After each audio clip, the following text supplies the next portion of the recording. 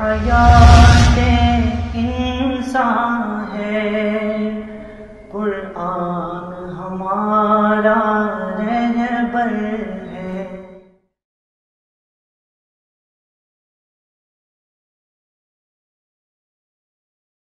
بسم اللہ الرحمن الرحیم، نحمدہ ونصلی علی رسولہ الکریم، اما بعد۔ پروگرام درس قرآن کے ساتھ آج ہم 29ویں پارے کے اہم مضامین، احکامات اور چنیدہ مقامات پر گفتگو کریں گے۔ 29ویں پارے کا آغاز سورہ ملک سے ہوتا ہے۔ سورہ ملک مکی صورت ہے، 30 آیات اور 2 رکوع پر مشتمل ہے۔ بسم اللہ الرحمن الرحیم، تبارک الذی بیدہ الملک وہو علی کل شیء قدیر، بابرکت ہے وہ ذات جس کے ہاتھ میں بادشاہت ہے، جس کے قبضے میں سارے اختیارات ہیں، وہو علی کل شیء قدیر، اور وہ ہر چیز پر قادر ہے۔ ہم نے سورہ آل عمران کے اندر بھی پڑھا تھا، قل اللہم مالک الملک، اے نبی صلی اللہ علیہ وسلم آپ کہہ دیجئے کہ تو ہی بادشاہوں کا بادشاہ ہے۔ سورہ یاسین کے اندر پڑھا تھا، لمن الملک اليوم، قیامت کے دن اعلان ہوگا آج کس کی بادشاہت ہے، تو بادشاہت ساری کی ساری اللہ کی ہے۔ وہو علی کل شیء قدیر، اور وہ ہر چیز پر قادر ہے۔ الذی خلق الموت والحیات لیبلوکم ایکم احسن عملا، اور اللہ وہ ذات ہے جس نے موت اور زندگی کا نظام پیدا کیا، کیوں؟ لیبلوکم ایکم احسن عملا، تاکہ تمہاری پہچان ہو سکے کہ تم میں بہترین عمل کرنے والا کون ہے۔ دیکھیں، یہ انسان کی زندگی کا مقصد بتایا گیا ہے۔ انسان کو اللہ تعالیٰ نے جو دنیا کے اوپر بھیجا ہے وہ ایک عظیم مقصد کے لیے بھیجا ہے، اور وہ عظیم مقصد کیا ہے کہ انسان کی زندگی کس اعتبار سے گزرتی ہے۔ انسان اچھے اعمال کر کے اپنے رب کو راضی کرتا ہے یا برے اعمال کر کے رب کی ناراضگی کو مول لیتا ہے۔ اللہ تعالیٰ فرماتے ہیں یہی تمہاری زندگی کا مقصد ہے کہ کل تمہارے اعمال کے مطابق میں فیصلہ کروں۔ آج اللہ تعالیٰ نے ہمیں آزاد چھوڑا ہے، ہم با اختیار ہیں۔ ہم نیکی کرنا چاہیں کوئی روکنے والا نہیں ہے، اور ہم برائی کرنا چاہیں تب بھی ہمارے پاؤں کسی نے نہیں باندھے ہوئے، الا یہ کہ اللہ کا خوف دل میں ہو تو انسان برائی سے بچ سکتا ہے۔ وہو العزیز الغفور، بہرحال اللہ کی ذات معاف کرنے والی ہے، عظمتوں والی ذات ہے۔ انسان کو اللہ کی طرف رجوع کرنا چاہیے۔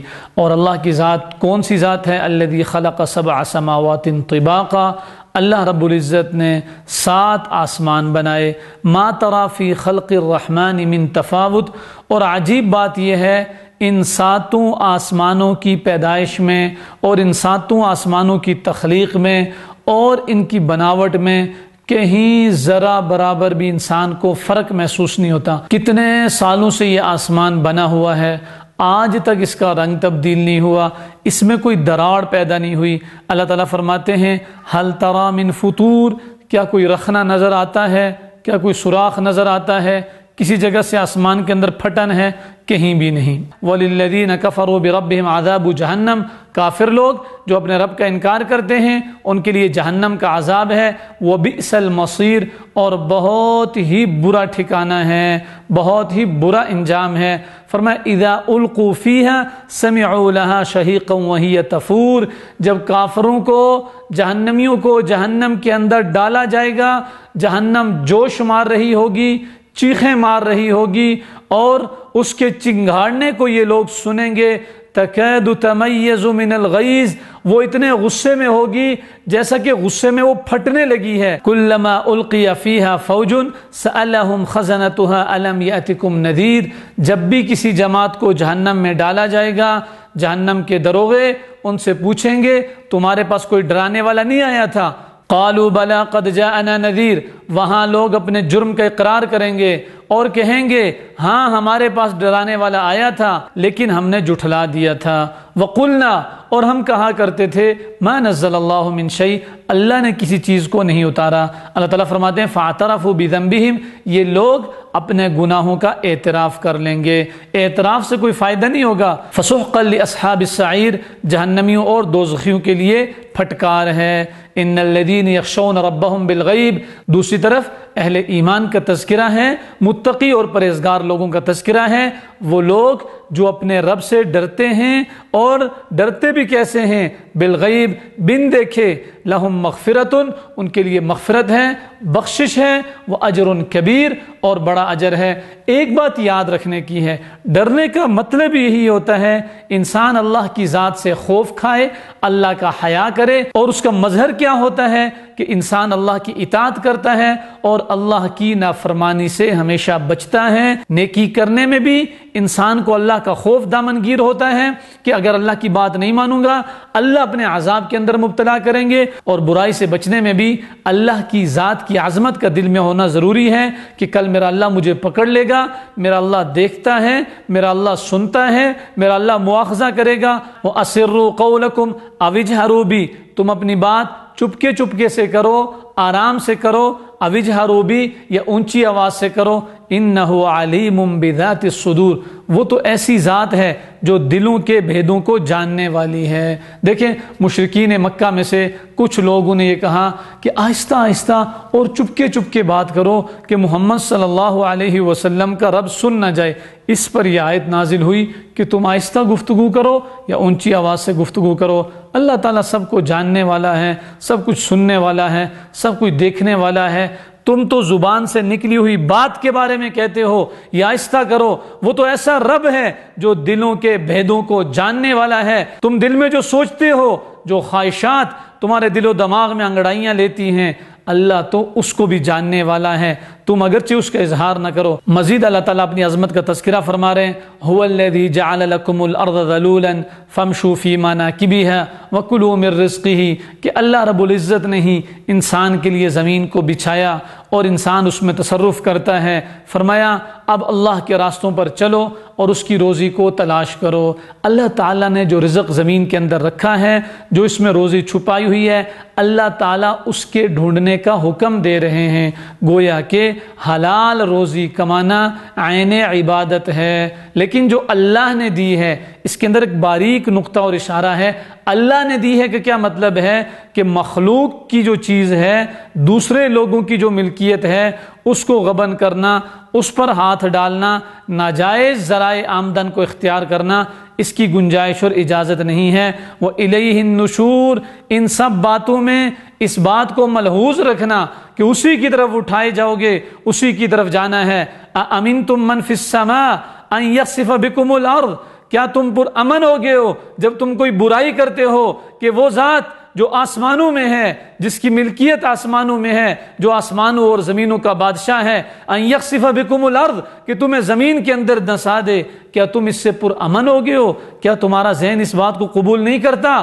گناہوں کے اندر لگے ہوئے ہو۔ امنتم من فی السماء ان یرسل علیکم حاصبا، کیا تم اس بات سے پر امن ہو گئے ہو کہ وہ ذات جو آسمان میں ہے، یعنی رب ذوالجلال، کہ وہ تمہارے اوپر پتھر برسائے، تیز ہوا چلائے۔ اللہ تعالیٰ نے زمین میں کس کو دھنسایا تھا؟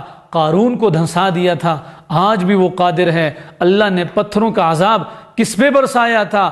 قوم لوط پہ برسایا تھا۔ آج بھی وہ اللہ کی ذات قادر ہے۔ اس لیے ہوش کے ناخن لینے چاہیے، سمجھداری سے زندگی گزارنی چاہیے۔ فرمایا وَلَقَدْ كَذَّبَ الَّذِينَ مِن قَبْلِهِمْ، ان سے پہلے والے لوگوں نے بھی جھٹلایا۔ فَكَيْفَ كَانَ نَكِيرٌ، انجام سب کے سامنے ہے۔ اللہ تعالیٰ نے کیسے لوگوں کو ہلاک کیا۔ اس کے بعد اللہ رب العزت سوالیہ انداز میں انسان کو سمجھا رہے ہیں کہ انسان کیوں غفلت کے اندر پڑا ہوا ہے۔ فرمایا امن هذا الذي هو جند لكم ينصركم من دون الرحمن، اگر اللہ تمہیں ہلاک کرنا چاہیں، اللہ تمہیں شکست دینا چاہیں، کون ہے جو اللہ کے مقابلے میں تمہاری مدد کرے؟ امن هذا الذي يرزقكم ان امسك رزقا، کون ہے کہ اللہ تمہاری روزی کو روک لے تو وہ تمہیں روزی دے؟ کوئی بھی نہیں ہے۔ قل، آپ کہہ دیجئے، هو الذی انشأکم، وہ اللہ ہی ہے جس نے تم کو پیدا کیا۔ وجعل لکم السمع والابصار والافئدہ، وہ جس نے تمہیں سماعت کے لیے کان دیے، اور وہ جس نے دیکھنے کے لیے آنکھیں دی، اور وہ جس نے سوچنے کے لیے دل دیا۔ یہ سب چیزیں اللہ تعالیٰ نے دی ہیں۔ قل هو الذی ذرأکم فی الارض، وہی اللہ ہے جس نے تم کو زمین میں پھیلایا۔ وإلیہ تحشرون، اور ان قریب اسی کی طرف جمع کیے جاؤ گے۔ بے خوف ہو کے مت زندگی گزارو۔ ویقولون، کہتے ہیں، متی ھذا الوعد ان کنتم صادقین، کب قیامت آئے گی، کب وعدے والا دن ہوگا؟ قل انما العلم عند اللہ، آپ کہہ دیجئے اس کا حقیقی علم صرف میرے رب کو ہے، میرے رب کے پاس ہے۔ تم نے تیاری جو کر رکھی ہے اس کے اوپر سوچو۔ اس کے بارے میں سوالات نہ کرو کہ قیامت کب قائم ہوگی، وہ ہو کر رہے گی۔ قل هو الرحمن آمنا به وعلیہ توکلنا، آپ کا کام ہے کہہ دیجئے کہ رب رحمان پر ہم ایمان لائے، اسی پر بھروسہ کرتے ہیں، عن قریب معلوم ہو جائے گا فستعلمون من هو فی ضلال مبین، کہ گمراہی کے اندر کون ہے۔ قل ارأیتم ان اصبح ماؤکم غورا فمن یأتیکم بماء معین، کہ لوگوں سے کہہ دو اگر اللہ تمہارے پانی کو زمین کے اندر دھنسا دے، زمین کو خشک کر دے، پانی کو ختم کر دے، خزانوں سے پانی کو مٹا دے، فرمایا پھر بتاؤ کون تمہارے لیے بہتا ہوا پانی لا سکتا ہے۔ ایک پانی کتنی چھوٹی سی چیز ہے، انسان اس کو کتنی چھوٹی چیز سمجھتا ہے کہ پانی تو مفت ملتا ہے۔ یہ اللہ تعالیٰ فرماتے ہیں اگر اللہ کی ذات روک لے تو پھر کوئی دینے والا نہیں ہے۔ اللہ تعالیٰ کبھی کبھی آزمائش کے طور پر ایسا کرتے ہیں جہاں گناہ زیادہ ہو جائیں یا پھر انسانوں کو متوجہ کرنے کے لیے، اس لیے ہر وقت یہ بات ذہن میں رکھنی چاہیے، اللہ تعالیٰ چاہے تو زمین میں کسی کو دھنسا دے، اللہ تعالیٰ چاہے تو کسی کو اچانک موت دے دے، اللہ تعالیٰ چاہے تو کسی کو معذور کر دے، اللہ تعالیٰ چاہے تو کسی پر پتھروں کا عذاب بھیج دے، اور اللہ تعالیٰ چاہے تو پانی کو ہی انسانوں سے سلب کر لے۔ ہر وقت اللہ کا شکر اور اللہ سے مانگنا اور اللہ کی اطاعت کے اندر انسان کو متوجہ رہنا چاہیے۔ اگلی صورت سورہ نون ہے، یہ مکی صورت ہے، 52 آیات اور 2 رکوع پر مشتمل ہے۔ اس کے آغاز میں اللہ رب العزت فرماتے ہیں بسم اللہ الرحمن الرحیم۔ نون یہ حروف مقطعات میں سے ہے، جو حروف علیحدہ پڑھے جاتے ہیں ان کے حقیقی معنی کو اللہ اور اس کے رسول ہی بہتر سمجھتے ہیں۔ والقلم وما یسطرون، اور قسم ہے قلم کی اور اس کی جو وہ لکھتے ہیں۔ اس قلم سے کون سی قلم مراد ہے؟ کچھ کہتے ہیں وہ قلم جس سے قیامت تک اور ہمیشہ ہمیشہ کے احوال لکھے گئے۔ بہت سارے لوگ اس بات کا انکار کرتے ہیں کہ حدیث رسول صلی اللہ علیہ وسلم یہ حجت اور دلیل نہیں ہے، یعنی قرآن کریم تو برحق ہے لیکن جو احادیث مبارکہ علی صاحبہ الصلاۃ والسلام ہمارے سامنے آئی ہیں وہ مستند نہیں ہیں، اس لیے کہ آپ صلی اللہ علیہ وسلم کے دور میں لکھنے کا رواج نہیں تھا۔ یہ اللہ تعالیٰ کی سنت اور ضابطہ ہے، اللہ تعالیٰ نے ہر نبی کو جس قوم کے اندر بھیجا اس قوم کی زبان اور اس کی جو مشہور چیزیں وہ دے کر بھیجا۔ اسی طرح یہ کیسے ہو سکتا ہے کہ حضور صلی اللہ علیہ وسلم کے زمانے میں قلم کا تو استعمال نہ ہو اور اللہ تعالیٰ قلم کی قسم اٹھائیں؟ یہ نہیں ہو سکتا۔ اس لیے اس سے معلوم ہوا کہ قلم کا استعمال تھا۔ اب اگر جب دیگر چیزوں کے لیے قلم کا استعمال تھا تو انصاف کی بات بتائیں، نبی اکرم صلی اللہ علیہ وسلم کے اعمال، آپ کا کردار اور آپ کے اقوال کو قلم سے نہیں لکھا گیا ہوگا؟ یہ ہو نہیں سکتا کہ جن صحابہ اکرام رضوان اللہ علیہم اجمعین نے آپ کی ایک ایک بات کو من و عن محفوظ کیا۔ ایک صحابی رسول آئے، حضور صلی اللہ علیہ وسلم کا گریبان کھلا ہوا تھا، انہوں نے زندگی بھر کبھی گریبان بند نہیں کیا۔ کیوں؟ کہ میں نے جب نبی اکرم صلی اللہ علیہ وسلم کو دیکھا آپ کا گریبان کھلا ہوا تھا۔ ایک دوسرے عاشق رسول آئے، دوسرے صحابی رسول آئے رضی اللہ عنہ، وہ آئے، آپ صلی اللہ علیہ وسلم کا گریبان بندھا ہوا تھا، انہوں نے زندگی بھر نہیں کھولا۔ یہ سنتوں کو محفوظ کرنے والے ایسے لوگ تھے۔ ما انت بنعمت ربک بمجنون، ان قسموں کو ذکر کرنے کے بعد حبیب مصطفیٰ صلی اللہ علیہ وسلم امام الانبیاء والمرسلین خاتم النبیین کی عظمت بیان کی جا رہی ہے۔ ما انت بنعمت ربک بمجنون، اپنے رب کی نعمت سے، اس کی عظمت سے اور اس کی عطا سے آپ مجنون نہیں ہیں۔ اصل میں یہ لوگ کہا کرتے تھے جب حضور صلی اللہ علیہ وسلم نے دعوت کا آغاز کیا کہ آپ پاگل ہیں، آپ پر نعوذ باللہ جادو ہو گیا ہے۔ اللہ تعالیٰ نے آپ کی عظمت کو، عالی صفات کو، آپ کے اخلاق حمیدہ کو بیان کیا۔ وَإِنَّكَ لَعَلَىٰ خُلُقٍ عَظِيمٍ، اور آپ خلق عظیم پر فائز ہیں۔ آپ صلی اللہ علیہ وسلم کو اخلاق عالیہ اور اوصاف حمیدہ کا وہ عظیم الشان مجموعہ عطا کیا گیا تھا جو انسانیت میں کسی کو عطا نہیں ہوا۔ اسی کو امی عائشہ صدیقہ رضی اللہ تعالی عنہ نے ان الفاظ میں بیان کیا جب امی جان سے پوچھا گیا کہ حضور صلی اللہ علیہ وسلم کے اخلاق کیا تھے، فرمایا حضور کے اخلاق کو دیکھنا ہو تو قرآن کو پڑھ لو۔ حضور کے اخلاق قرآن کے عین مطابق تھے۔ ایک قرآن وہ ہے جو اوراق میں لکھا ہوا ہے، چلتے پھرتے قرآن کو دیکھنا ہے تو میرے محمد کو دیکھو صلی اللہ علیہ وسلم۔ اسی طرح حضور صلی اللہ علیہ وسلم نے خود فرمایا بعثت لأتمم مکارم الاخلاق، مجھے اللہ رب العزت نے بھیجا ہے اور بھیجنے کے مقاصد میں سے ایک عظیم الشان مقصد اخلاق کریمہ کی تکمیل کرنی ہے۔ بہت پیارے اخلاق تھے، انسان تصور نہیں کر سکتا کتنے بڑے بڑے دشمنوں کو آپ نے معاف کیا، ظالموں اور جابروں کو معافی دے دی۔ پھر فرمایا ان ربک هو اعلم بمن ضل عن سبیلی، اللہ تعالیٰ خوب جانتا ہے کہ کون گمراہ ہے، وهو اعلم بالمهتدین، اور وہ راہ راست پر رہنے والوں کو بھی جانتا ہے۔ فلا تطع المکذبین، آپ جھوٹے لوگوں کی اطاعت نہ کریں۔ ودو، وہ کیا چاہتے ہیں، لو تدہن، کہ تو کچھ نرمی اختیار کر، فیدہنون، تو وہ بھی نرم پڑ جائیں گے۔ ولا تطع کل حلاف مہین ہماز مشاء بنمیم، بہت زیادہ قسمیں کھانے والے، ذلیل، کمینہ، بہت زیادہ طعنہ دینے والا اور ادھر ادھر کی باتیں کرنے والا، چغلیاں کاٹنے والا، ان میں سے کسی کی اطاعت نہ کریں۔ مناع للخیر، جو خیر کو روکنے والا، معتد اثیم، حد سے تجاوز کرنے والا، گناہ گار۔ اس کے اندر مفسرین کا اختلاف ہے، بعض کہتے ہیں کہ ولید بن مغیرہ اس سے مراد ہے، بعض کہتے ہیں اسود بن یغوث مراد ہے، بعض کہتے ہیں اخنس بن شریق اس سے مراد ہے۔ یہ وصف کسی کے اندر بھی نہیں ہونا چاہیے۔ انسان کو سوچنا چاہیے کہ وہ کہیں جھوٹی قسم تو نہیں کھاتا، انسان کو سوچنا چاہیے وہ کسی کے اوپر طعنہ زنی تو نہیں کرتا، انسان کو سوچنا چاہیے وہ چغل خوری تو نہیں کرتا، انسان کو سوچنا چاہیے اس کے دل میں کسی کا بغض تو نہیں، انسان کو سوچنا چاہیے کہ وہ دوسروں کے لیے جھگڑے اور فساد کا سبب تو نہیں بنتا۔ اس کے بعد تذکرہ ہے اس بات کا کہ جب اہل مکہ نے حبیب مصطفیٰ صلی اللہ علیہ وسلم کو بہت زیادہ تنگ کیا تو آپ صلی اللہ علیہ وسلم نے ان کے خلاف بد دعا کی اور فرمایا اے اللہ ان پر ایسا قحط نازل فرما جیسا کہ حضرت یوسف علیہ السلام کے زمانے میں ان لوگوں پر قحط آیا تھا۔ تو پھر ایسا ہی ہوا، تو اللہ تعالیٰ نے اس کو ایک سابقہ واقعے کے ساتھ مطابقت دیتے ہوئے اور مشابہت دیتے ہوئے بیان فرمایا انا بلوناہم، ہم نے ان کو آزمایا، کما بلونا اصحاب الجنہ، جیسا کہ ہم نے جانچ پڑتال کی تھی باغات والوں کی۔ مفسرین نے لکھا ہے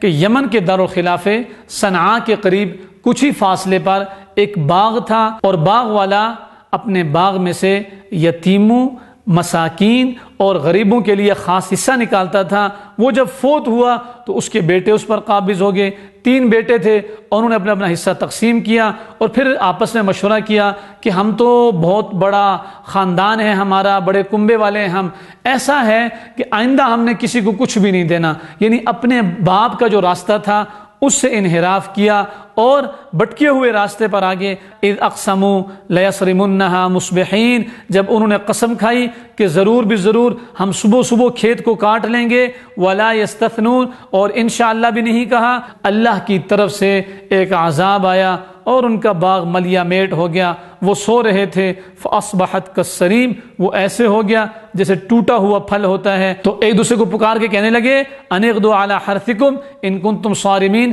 سویرے سویرے چل کے کھیتی کو کاٹو۔ فانطلقوا وهم يتخافتون الا يدخلنها اليوم عليكم مسکین، وہ آہستہ آہستہ چل رہے تھے، دبے قدموں، اور گفتگو بھی نیچی نیچی کر رہے تھے، کوئی سن نہ لے، کوئی مسکین، یتیم، ضرورت مند ہمارے پاس آ نہ جائے اور ہم سے کچھ مطالبہ نہ کرے۔ فرمایا فلما رأوها قالوا انا لضالون، جب وہاں پہنچے تو دیکھا سب کچھ ملیا میٹ ہو چکا ہے، کہنے لگے او ہو ہم غلط راستے پر چل پڑے۔ سمجھ آ گئی کہ جب تک لوگوں کا حق ادا کرتے تھے اللہ کی مدد شامل حال ہوتی تھی، ہمیں خوبصورت، بہترین اور عمدہ پھل نصیب ہوتا تھا، بل نحن محرومون، اور جب ہم نے اللہ کے حق اور اللہ کی مخلوق کے حق کو تلف کیا تو اللہ رب العزت نے ہم کو محروم کر دیا۔ پھر سمجھانے والے نے سمجھایا، بہرحال فاقبل بعضهم على بعض يتلاومون، ایک دوسرے پر ملامت کرنے لگے کہ غلط کیا۔ قالوا یا ویلنا انا كنا طاغین، اور کہنے لگے کہ ہم سرکش تھے، توبہ کی اور آئندہ ایسا نہ کرنے کا عزم کیا کہ کبھی بھی ایسا نہیں کریں گے کہ غریبوں، یتیموں اور مساکین کے حق کو روکیں۔ اس کے بعد اللہ تعالیٰ فرماتے ہیں ان للمتقین عند ربهم جنات النعیم، پرہیزگار لوگوں کے لیے اللہ رب العزت کے پاس نعمتیں ہیں، ہمیشہ ہمیشہ کی نعمتیں ہیں۔ افنجعل المسلمین کالمجرمین، کیا ہم مسلمانوں کو مجرموں کی طرح کر دیں گے؟ کبھی بھی ایسا نہیں ہو سکتا۔ ایمان والوں کے لیے بدلہ اور طرح کا ہوگا، جس کو قرآن نے بار بار بیان کیا کہ ایمان والے جنت کے مزے لوٹیں گے اور مجرم لوگ جہنم کا ایندھن بنیں گے۔ فرمایا ما لکم کیف تحکمون، فرمایا کیا ہو گیا تمہیں، کیسا فیصلہ کرتے ہو؟ ام لکم کتاب فیہ تدرسون، یہ جو تم کہتے ہو ہم بھی کامیاب ہوں گے اور ہمیں بھی اللہ دے گا، یہ کس بنیاد پر کہتے ہو؟ کیا تمہارے پاس کوئی کتاب ہے کہ اس میں سے پڑھتے ہو؟ خاشعۃ ابصارہم ترہقہم ذلہ، کل قیامت کے دن ان مجرم لوگوں کی آنکھیں جھکی ہوئی ہوں گے، ذلت ان پر چھائی ہوئی ہوگی۔ وقد كانوا يدعون الى السجود وهم سالمون، ان کو سجدے کی طرف، نماز کی طرف بلایا جاتا تھا اور وہ تندرست ہوتے تھے، لیکن وہ ادھر نہیں آتے تھے۔ وہ اپنے رب کے عذاب کو خود ہی دیکھ لیں گے۔ فاصبر، آپ کا کام یہ ہے آپ صبر کریں، لحکم ربک، اپنے رب کے حکم کا انتظار کریں، سب چیزیں واضح ہو جائیں گی اور سارے حقائق کل قیامت کے دن معلوم ہو جائیں گے۔ اس کے بعد حضرت یونس علیہ السلام کا مختصراً تذکرہ ہے۔ جب مچھلی نے ان کو نگل لیا تھا، اللہ رب العزت نے فضل، کرم اور احسان فرما کر ان کو اس سختی سے نجات دی۔ اگلی صورت سورہ حاقہ ہے، یہ مکی صورت ہے، 52 آیات اور 2 رکوع پر مشتمل ہے۔ بسم اللہ الرحمن الرحیم۔ الحاقۃ ما الحاقہ وما ادراک ما الحاقہ، قیامت کی حقانیت کا تذکرہ ہے کہ یہ ایک حقیقت ہے ناقابل تردید جو یقیناً وقوع پذیر ہو کر رہے گی۔ کذبت ثمود وعاد بالقارعہ فاما ثمود فاہلکوا بالطاغیہ واما عاد فاہلکوا بريح صرصر عاتیہ۔ قوم عاد اور قوم ثمود کا تذکرہ ہے، دونوں کو ہلاک کیا گیا۔ قوم عاد کی تھوڑی سی وضاحت، سخرها علیہم 7 لیال و8 ایام، 7 راتیں اور 8 دن لگاتار وہ عذاب چلتا رہا۔ کیسے بن گئے؟ کأنہم اعجاز نخل خاویہ، بکھرے ہوئے کھجور کے پتے اور بکھرے ہوئے کھجور کے تنے جیسے ہوتے ہیں، ویسے وہ بن گئے۔ اللہ تعالیٰ فرماتے ہیں فہل تری لہم من باقیہ، کوئی ان میں سے باقی رہ گیا، کوئی نظر آتا ہے؟ وجاء فرعون ومن قبلہ والمؤتفکات بالخاطیہ فعصوا رسول ربہم فاخذہم اخذۃ رابیہ۔ اسی طرح فرعون اور دیگر بستیاں آئی، اللہ نے ان کو الٹ کے رکھ دیا، تباہ و برباد کر کے رکھ دیا۔ لنجعلها لکم تذکرۃ وتعیھا اذن واعیہ، اور یہ اللہ نے عذاب تمہیں اس لیے بیان کیا کہ تمہاری قوم عبرت حاصل کرے، نصیحت حاصل کرے۔ اس کے بعد قیامت کا تذکرہ ہے فَإِذَا نُفِخَ فِي الصُّورِ نَفْخَةٌ وَاحِدَةٌ وَحُمِلَتِ الْأَرْضُ وَالْجِبَالُ فَدُكَّتَا دَكَّةً وَاحِدَةً، کل قیامت کے دن جب سور پھونکا جائے گا اور زمین اور پہاڑوں کو اٹھا کے یکدم چور چور کر دیا جائے گا۔ فَيَوْمَئِذٍ وَقَعَتِ الْوَاقِعَةُ، پھر قیامت واقع ہو جائے گی۔ وَانشَقَّتِ السَّمَاءُ، آسمان پھٹ جائے گا۔ وَالْمَلَكُ عَلَىٰ أَرْجَائِهَا وَيَحْمِلُ عَرْشَ رَبِّكَ فَوْقَهُمْ يَوْمَئِذٍ ثَمَانِيَةٌ، 8 فرشتوں نے رب ذوالجلال کے عرش کو اٹھایا ہوگا۔ حدیث کے اندر آتا ہے ابھی 4 فرشتوں نے عرش کو اٹھایا ہوا ہے، قیامت کے دن اٹھانے والے 8 ہو جائیں گے۔ فَأَمَّا مَنْ أُوتِيَ كِتَابَهُ بِيَمِينِهِ، اب فیصلہ جب ہوگا جس کو نامہ اعمال دائیں ہاتھ میں دے دیا جائے گا، گویا کہ کامیابی کا سرٹیفکیٹ اس کو پکڑا دیا جائے گا۔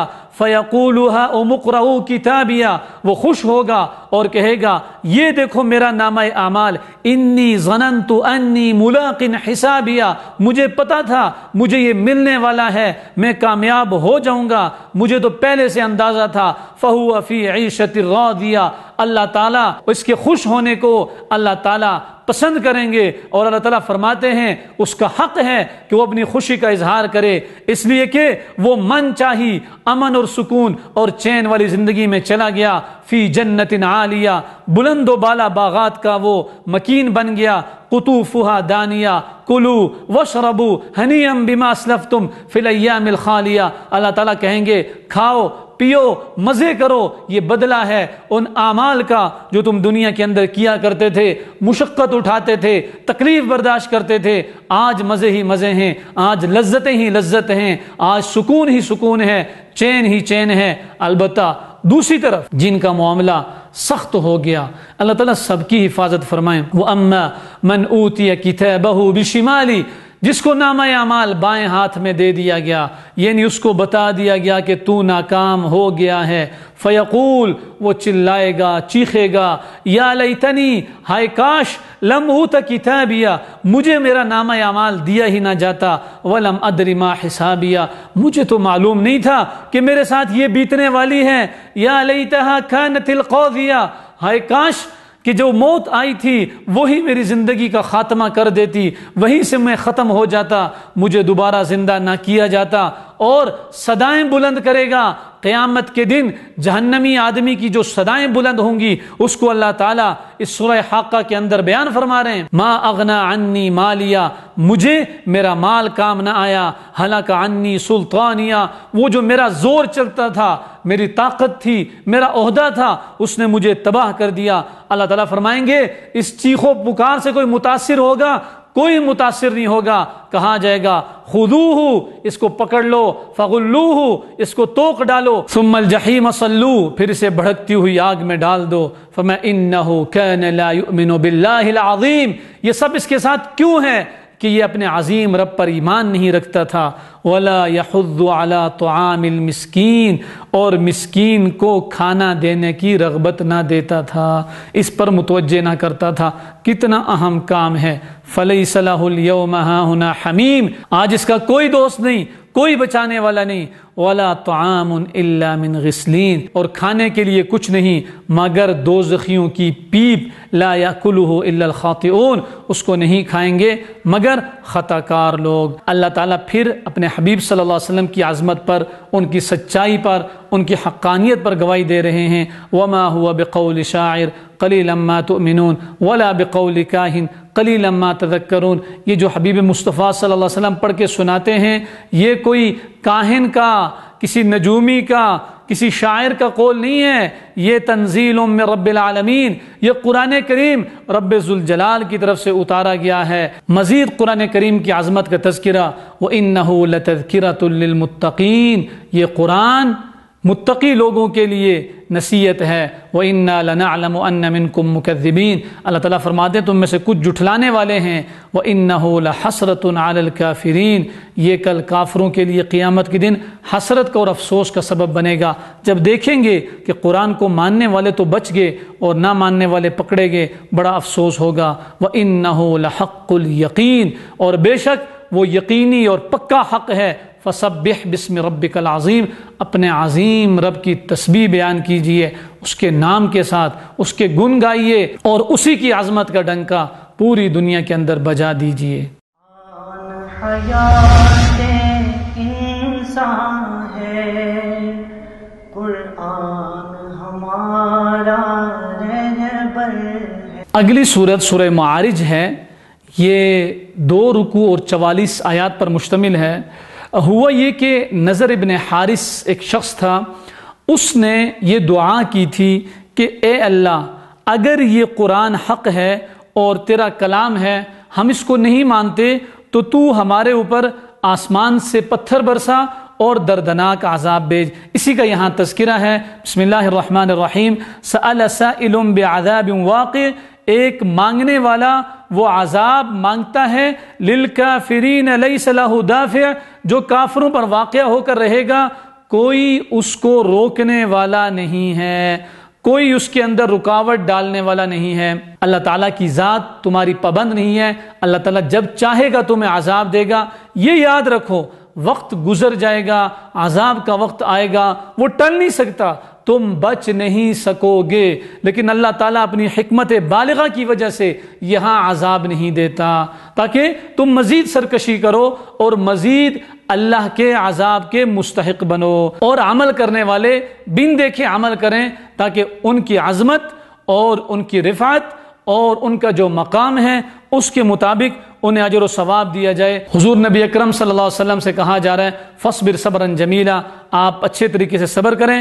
انہم یرونہ بعیدا، یہ تو اس کو بہت دور سمجھتے ہیں، ونراہ قریبا، اور ہم اسے قریب دیکھ رہے ہیں، یعنی عذاب آ کر رہے گا۔ پھر جب قیامت آئے گی، یوم تکون السماء کالمہل وتکون الجبال کالعہن، پھر زمین اور آسمان کا نظام برقرار نہیں رہے گا، آسمان پھٹ جائے گا، پہاڑ ریزہ ریزہ ہو جائیں گے، روئی کے گالوں کی طرح اڑنے لگیں گے۔ وَلَا يَسْأَلُ حَمِيمٌ حَمِيمًا، کوئی دوست کسی دوست کو نہیں پوچھے گا۔ اللہ تعالیٰ فرماتے ہیں اتنا سخت دن ہوگا، یود المجرم لو یفتدی من عذاب یومئذ ببنی، کہ مجرم یہ خواہش کرے گا اس سے عذاب ٹل جائے اور بدلے میں اپنی اولاد دے دے، وہ صاحبتی ہی اس سے عذاب ٹل جائے بدلے میں اپنی بیوی قربان کر دے، وہ اخی ہی اس سے عذاب ٹل جائے بدلے میں اپنے بھائی کو دے دے، وہ فصیلتی التی تووی اور بدلے میں اپنے پورے کنبے کو قربان کر دے۔ آج جن بچوں کی وجہ سے،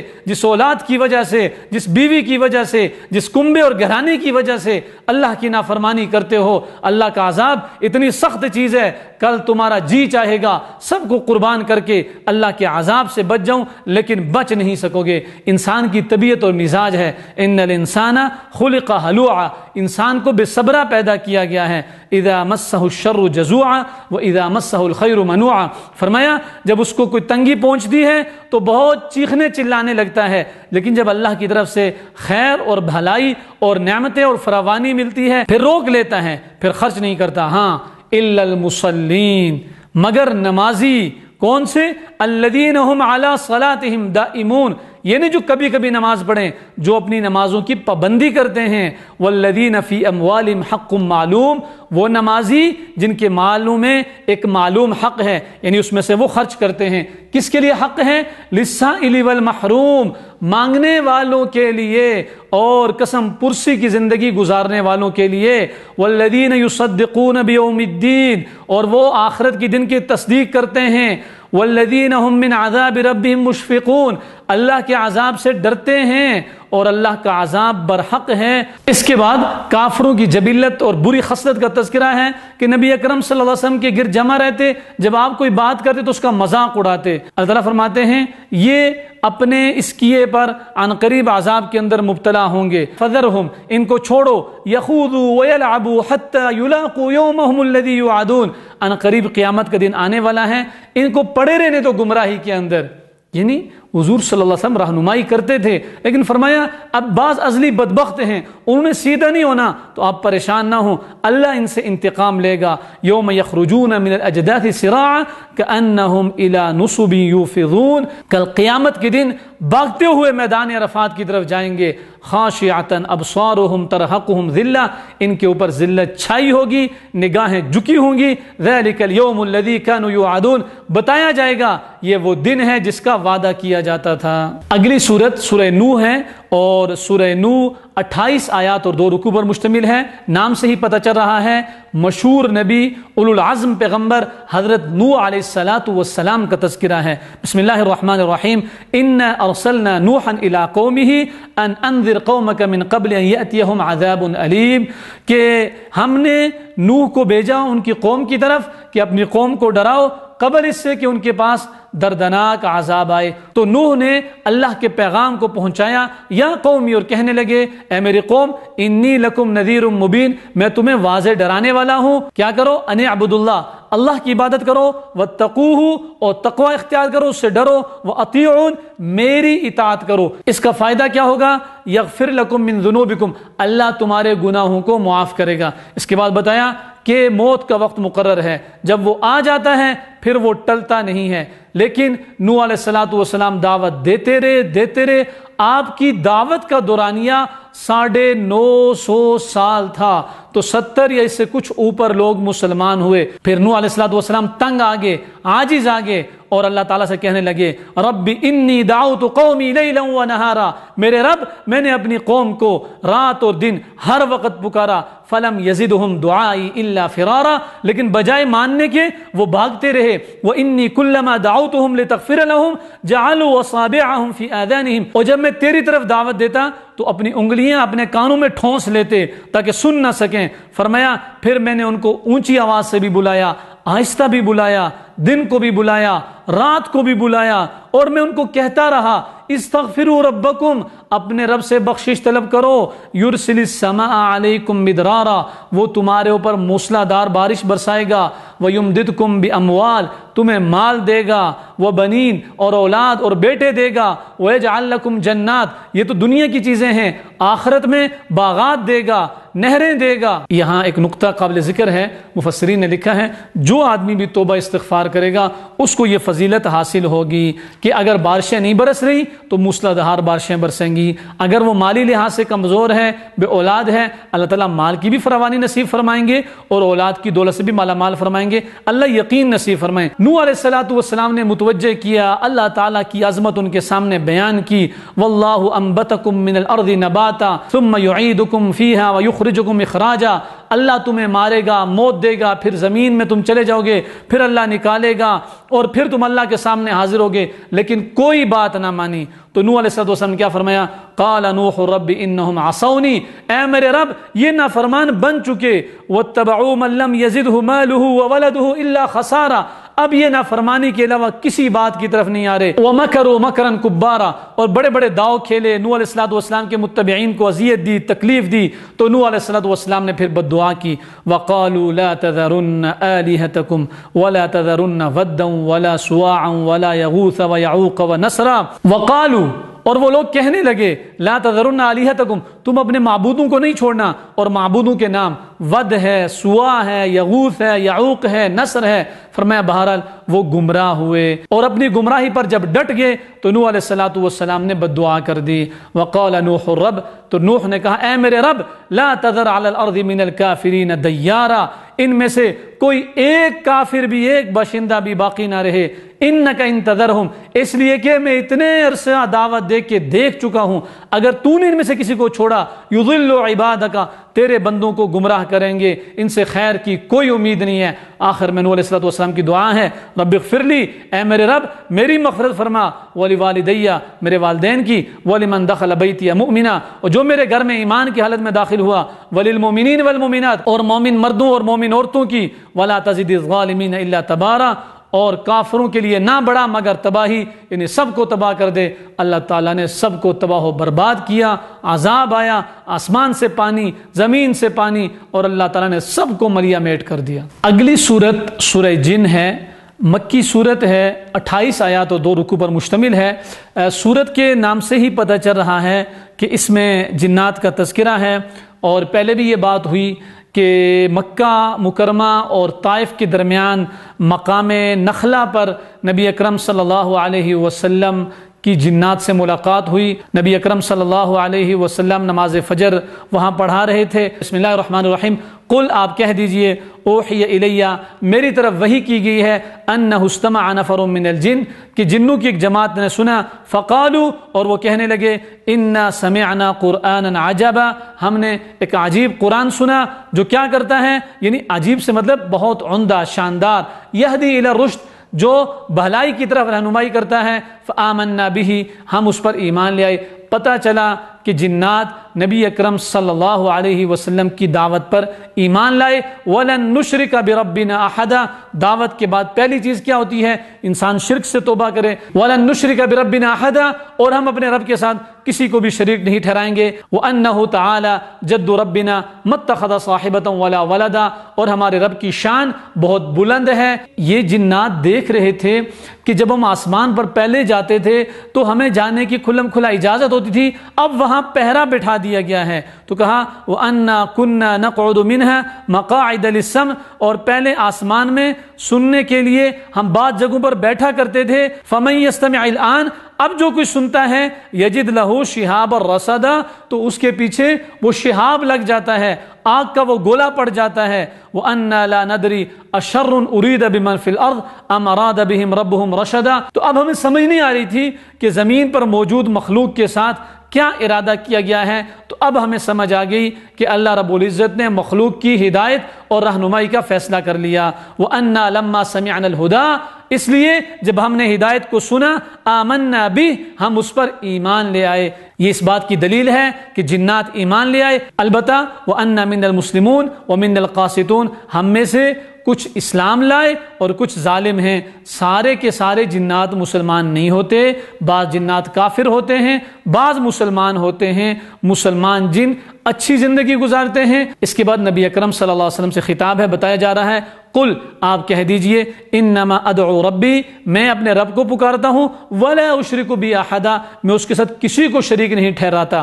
قل، آپ کہہ دیجئے انی لا املک لکم ضرا ولا رشدا، میں کسی کو نقصان دینے کا کوئی اختیار نہیں رکھتا، ساری قوتوں، طاقتوں، صلاحیتوں، عظمتوں کا مالک صرف اللہ کی ذات ہے۔ وَلَنْ أَجِدَ مِن دُونِهِ مُلْتَحَدًا، اللہ کے علاوہ میرے لیے کوئی پناہ نہیں ہے۔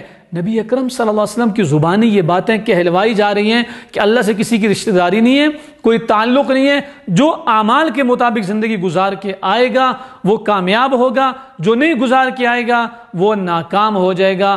عالم الغیب، غیب کو جاننے والا ہے، فلا یظہر علی غیبہ احدا، اپنے غیب پر کسی کو مسلط نہیں کرتا۔ الا من ارتضی من رسول فانہ یسلک من بین یدیہ ومن خلفہ رصدا، البتہ اللہ تعالیٰ اپنے علم میں سے جو علم کسی کو دے دے، نبی کو دے دے، اللہ رب العزت اپنے کسی مقرب بندے کو دے دے تو یہ اللہ کی عطا ہے، اللہ کی دین ہے۔ اللہ کی عطا کیے بغیر کوئی براہ راست کوئی چیز حاصل نہیں کر سکتا۔ اگلی سورت سورہ مزمل ہے۔ سورہ مزمل 20 آیات اور 2 رکوع پر مشتمل ہے۔ نبی اکرم صلی اللہ علیہ وسلم سے خطاب ہے۔ مزمل کہتے ہیں کمبلی اوڑھنے والے کو، چادر میں اپنے آپ کو لپیٹ کر رکھنے والے کو۔ مختلف روایات ملتی ہیں جب آپ صلی اللہ علیہ وسلم پر پہلی وحی اتری تو آپ صلی اللہ علیہ وسلم گھر پہنچے اور حضرت خدیجۃ الکبریٰ رضی اللہ عنہا سے فرمایا زملونی، کہ مجھے کچھ کمبل چادر اوڑھ دو، چونکہ حضور صلی اللہ علیہ وسلم پر ایک خوف ستاری تھا جس کی وجہ سے آپ بخار کے اندر مبتلا ہو گئے تھے۔ یا ایھا المزمل، اے کمبلی اوڑھنے والے، قم اللیل الا قلیلا، رات میں قیام فرما مگر کچھ حصہ، ورتل القرآن ترتیلا، اور قرآن کو ٹھہر ٹھہر کے پڑھو، واذکر اسم ربک وتبتل الیہ تبتیلا، اور اپنے رب کو یاد کیا کرو، اسی کی تسبیح کیا کرو۔ رب المشرق والمغرب، مشرق و مغرب کا رب وہی ہے، لا الہ الا ہو، اس کے علاوہ کوئی معبود برحق نہیں، فاتخذہ وکیلا، اسی کو اپنا کارساز بناؤ۔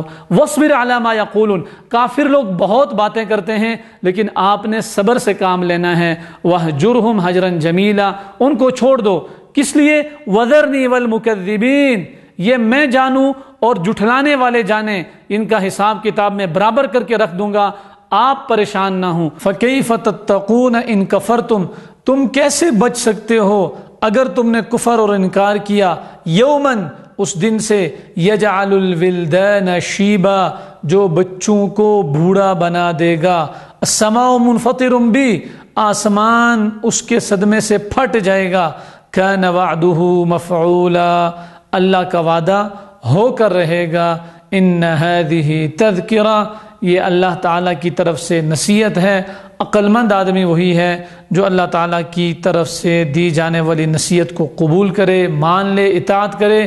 ان ربک یعلم انک تقوم ادنی من ثلثی اللیل ونصفہ وثلثہ وطائفۃ من الذین معک، حضور صلی اللہ علیہ وسلم اور صحابہ اکرام رضوان اللہ علیہم اجمعین جو آپ کی اتباع میں قیام اللیل کرتے تھے، اس کا تذکرہ ہے، اور کچھ مستقبل کے حالات اللہ تعالیٰ نے بتائے۔ پھر فرمایا اس قرآن کو پڑھو، وَأَقِيمُوا الصَّلَاةَ، نماز قائم کرو، وَآتُوا الزَّكَاةَ، زکوٰۃ ادا کرو، وَأَقْرِضُوا اللَّهَ قَرْضًا حَسَنًا، اللہ کے راستے میں بہترین طریقے سے خرچ کرو۔ اس سب کا فائدہ کیا ہوگا جو اعمال کرو گے؟ وَمَا تُقَدِّمُوا لِأَنفُسِكُم مِّن خَيْرٍ تَجِدُوهُ عِندَ اللَّهِ، جو بھی نیکی کے کام کرو گے، جو اپنے ہاتھوں سے نیکی کر کے آگے بھیجو گے، اس کو اللہ کے ہاں پاؤ گے، اور اللہ رب العزت اس کا اجر کیسے دیں گے؟ ہوا خیرا واعظم اجرا، اللہ تعالیٰ اس کا اجر بڑھا چڑھا کر دیں گے۔ واستغفر اللہ، اللہ سے بخشش طلب کرو۔ روزانہ کی بنیاد پر لمحہ بلمحہ، لحظہ بلحظہ انسان سے غلطی ہوتی ہے، ان اللہ غفور الرحیم، لیکن جو بھی سچے دل سے معافی مانگتا ہے اللہ بخشنے والا اور رحم کرنے والا ہے۔ اس سے اگلی صورت سورہ مدثر ہے، مکی صورت ہے، 56 آیات اور 2 رکوع پر مشتمل ہے۔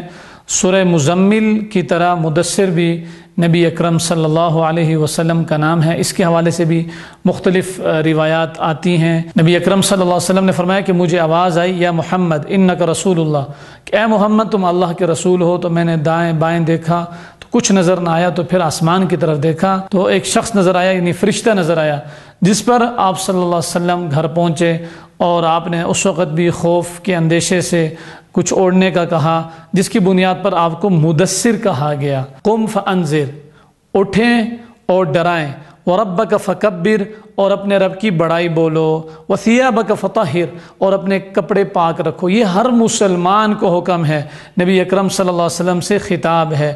والرجز فہجر، اور بتوں سے دور رہو، ولا تمنن تستکثر، اور اس لیے احسان نہ کرو کہ وہ بڑھ جائے، کسی کو اس لیے نہ دو کہ تمہیں بدلے میں زیادہ ملے۔ وَلِرَبِّكَ فَاصْبِرْ، اور اپنے رب کے لیے صبر کیے رکھو۔ ان احکامات کو ذکر کرنے کے بعد یہاں کچھ اہم واقعات کی طرف اشارہ ہے۔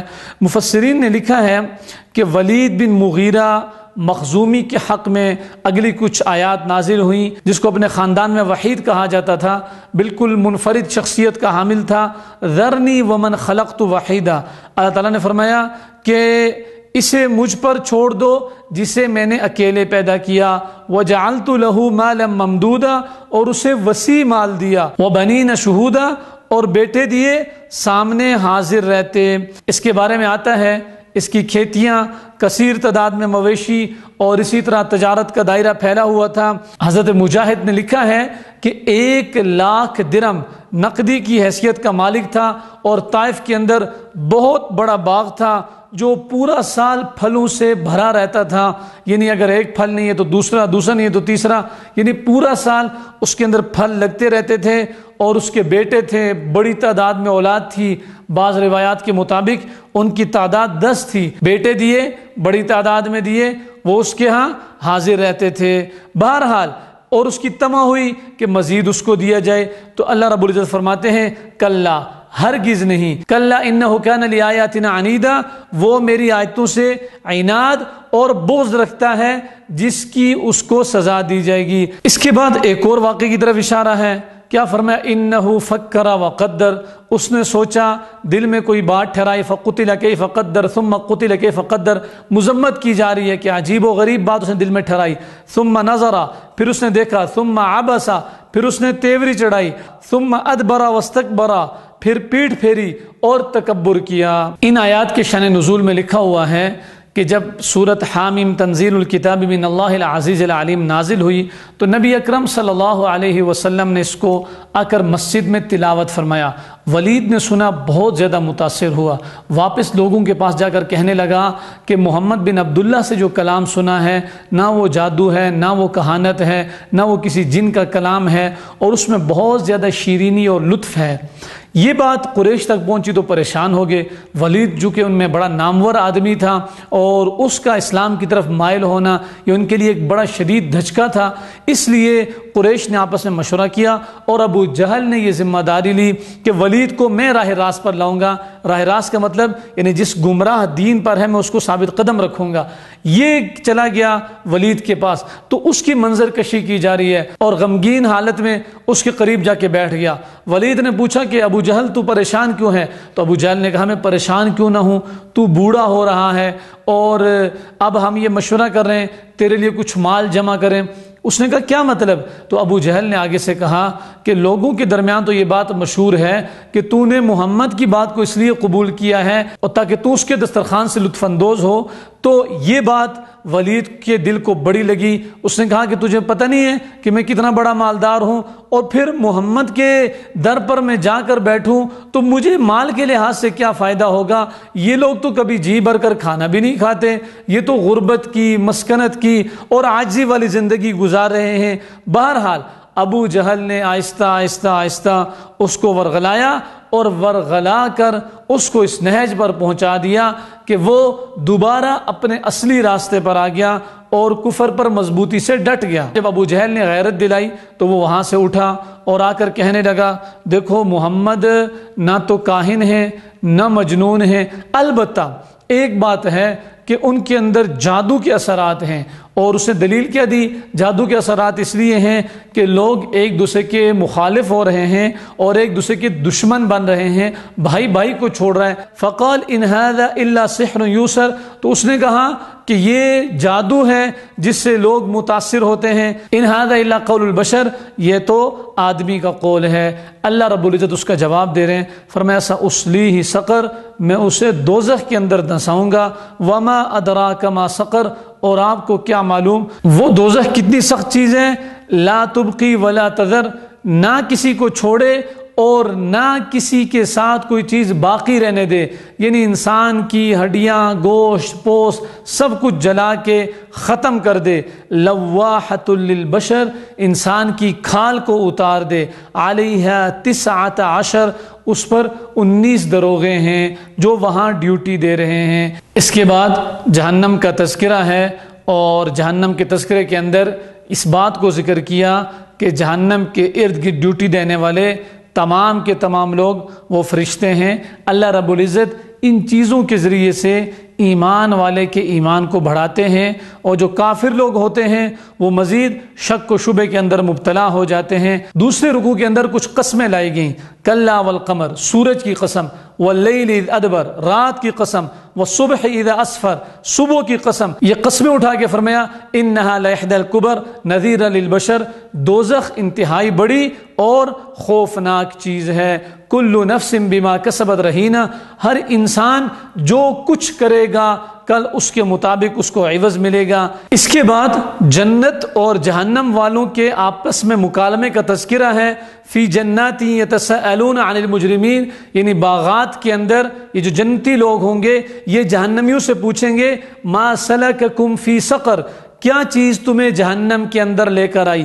بڑی زبردست بات ہے، ان آیات کے اندر بتایا جا رہا ہے کہ جہنم کے اندر جانے والے اسباب میں سے بعض اسباب کون سے ہیں۔ فرمایا قالوا لم نک من المصلین، وہ آگے سے جواب دیں گے ہم نماز نہیں پڑھتے تھے، ولم نک نطعم المسکین، اور مسکین کو کھانا نہیں دیتے تھے، وکنا نخوض مع الخائضین، اور بےہودہ فکر والوں کے ساتھ بےہودگی کے اندر مبتلا ہو جاتے تھے، وکنا نکذب بیوم الدین، اور قیامت کے دن کو جھٹلاتے تھے۔ اللہ تعالیٰ فرماتے ہیں فما تنفعهم شفاعت الشافعین، سفارش ان کو فائدہ نہیں دے گی۔ اس لیے زندگی احتیاط کے ساتھ اور اعمال کے مطابق گزارنی چاہیے۔ پھر قرآن کریم کی طرف اشارہ کر کے فرمایا کلا انہ تذکرہ، کہ غور سے سنو یقیناً یہ قرآن نصیحت ہے، فمن شاء ذکر، جو اس سے چاہے نصیحت لے۔ اور نصیحت کون لے گا؟ جو توجہ کرے گا، دھیان کرے گا اور اللہ سے مانگے گا۔ اس سے اگلی صورت سورہ قیامہ ہے، مکی صورت ہے، 40 آیات اور 2 رکوع پر مشتمل ہے۔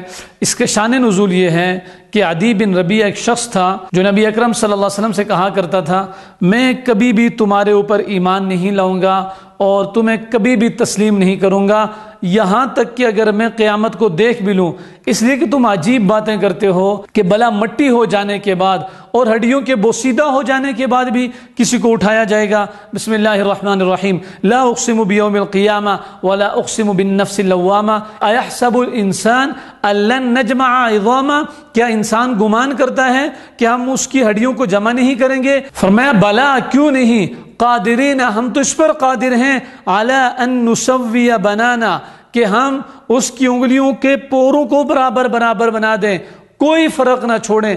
چھوٹی سے چھوٹی چیز ہے یہ، اگر اس کو ہم برابر سرابر بنا سکتے ہیں تو پھر یہ کیوں کہا جا رہا ہے کہ ہڈیوں کے بوسیدہ ہونے کے بعد ہمیں دوبارہ زندہ نہیں کیا جائے گا؟ فرمایا کیوں نہیں، فَإِذَا بَرِقَ الْبَصَرُ، جب آنکھ چندیا جائے، وَخَسَفَ الْقَمَرُ، اور چاند تاریک ہو جائے، وَجُمِعَ الشَّمْسُ وَالْقَمَرُ، اور سورج اور چاند کو ملا دیا جائے، يَقُولُ الْإِنسَانُ يَوْمَئِذٍ أَيْنَ الْمَفَرُ، اس دن انسان کہے گا کہ کہیں بھاگنے کا راستہ ملے، میں کہیں بھاگ جاؤں، آج کے دن بچ جاؤں۔ فرمایا کَلَّا لَا وَزَرَ، کوئی پناہ اس دن انسان کو نہیں ملے گی، اور انسان کو اللہ کے دربار میں حاضر ہونا ہوگا۔ یہ سب کیوں ہوگا؟ یُنَبَّأُ الْإِنسَانُ يَوْمَئِذٍ بِمَا قَدَّمَ وَأَخَّرَ، انسان نے جو اعمال کیے ہوں گے پہلے بعد وہ سارے کے سارے سامنے لا کے رکھ دیے جائیں گے۔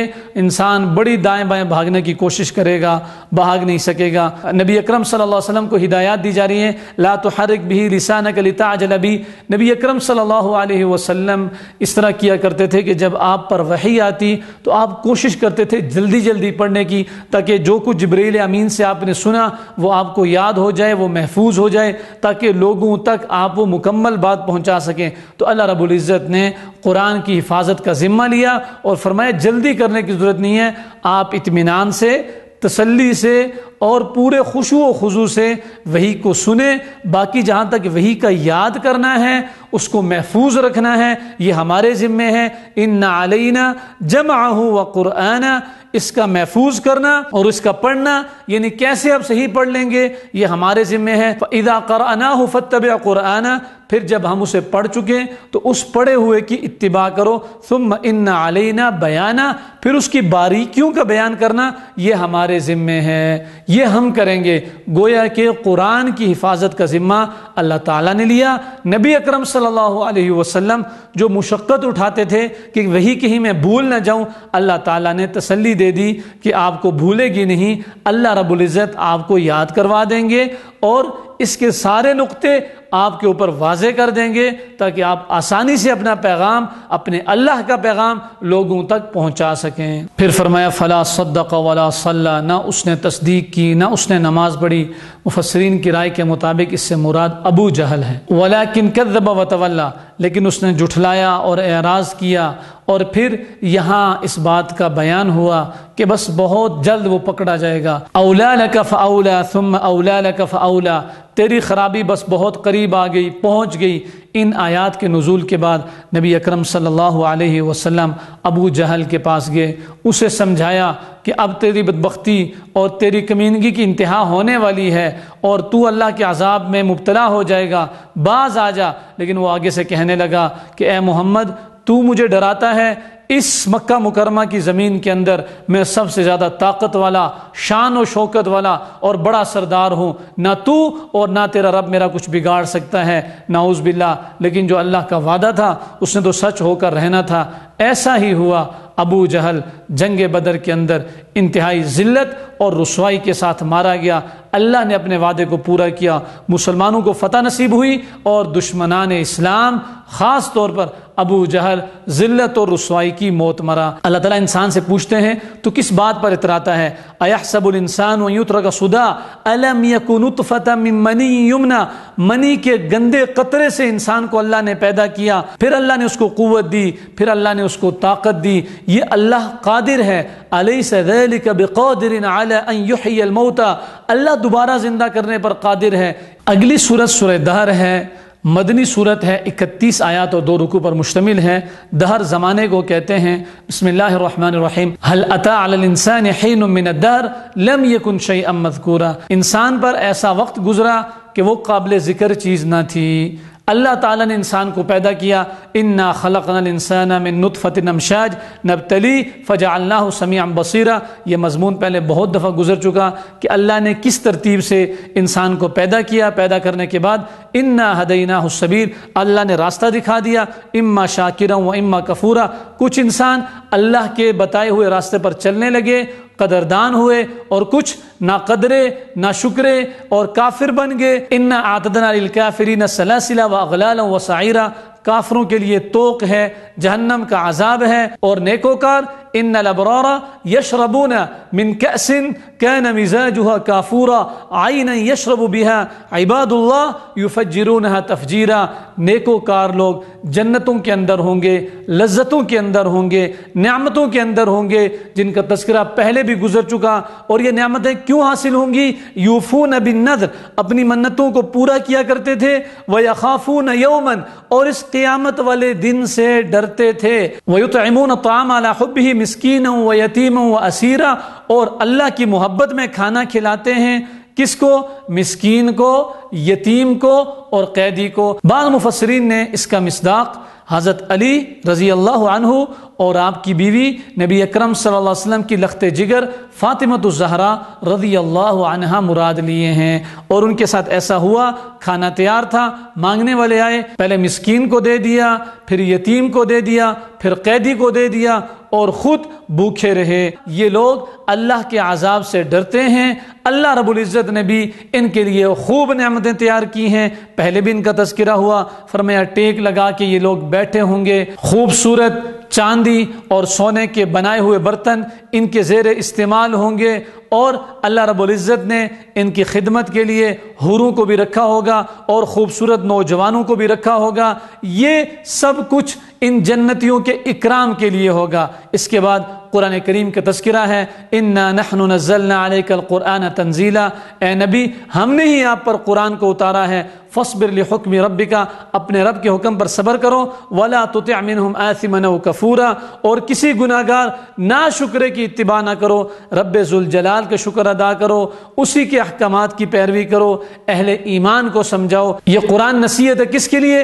فمن شاء اتخذ الی ربی سبیلا، جو اپنے رب کی طرف راستہ بنانا چاہے، وما تشاءون الا ان یشاء اللہ، سارے اختیارات اللہ کے پاس ہیں۔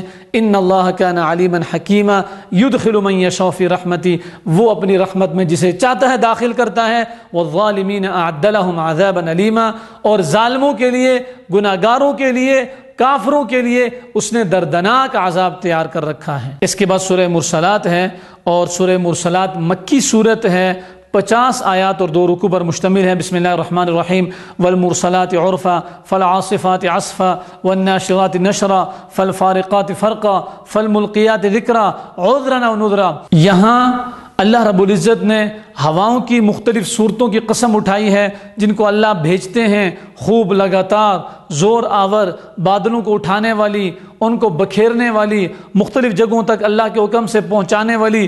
ان سب قسموں کے بعد اللہ تعالیٰ کیا فرماتے ہیں؟ انما توعدون لواقع، بے شک جس کا تم سے وعدہ کیا جا رہا ہے، یعنی قیامت کا دن اور عذاب، یہ آ کر رہیں گے۔ فَإِذَا النُّجُومُ طُمِسَتْ وَإِذَا السَّمَاءُ فُرِجَتْ وَإِذَا الْجِبَالُ نُصِفَتْ وَإِذَا الرُّسُلُ اُقِّتَتْ، پھر وہی چاند، سورج، ستارے، پہاڑ، یہ اپنی خصوصیات کھو جائیں گے، روشنیاں ختم ہو جائیں گی، پہاڑ ٹکڑے ٹکڑے ہو جائیں گے، اور یہ سب کچھ قیامت کے دن وقوع پذیر ہونے والا ہے۔ فرمایا ویل یومئذ للمکذبین، ہلاکت ہے اس دن جھٹلانے والوں کے لیے۔ الم نہلک الاولین، کیا ہم نے پہلوں کو ہلاک نہیں کیا؟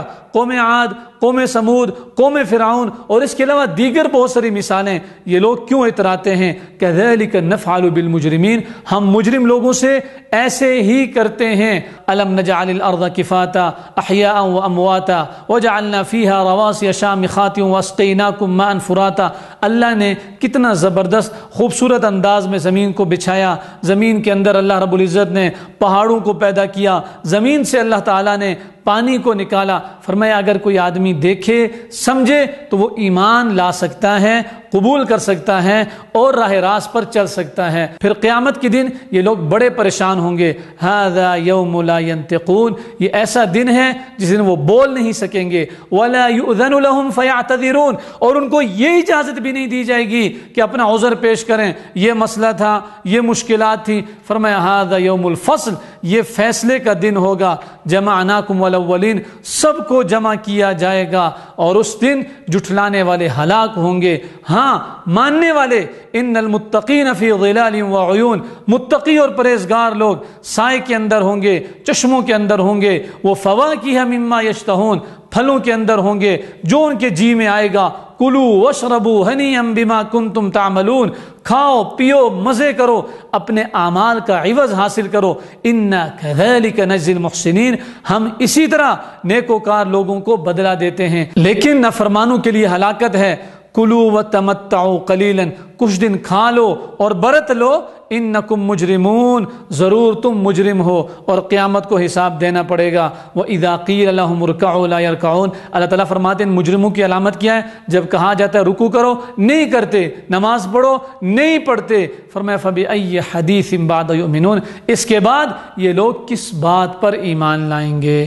اللہ رب العزت کمی کوتاہی کو معاف کر کے صحیح پر عمل کرنے کی توفیق عطا فرمائیں۔ وآخر دعوانا ان الحمد للہ رب العالمین۔ حیات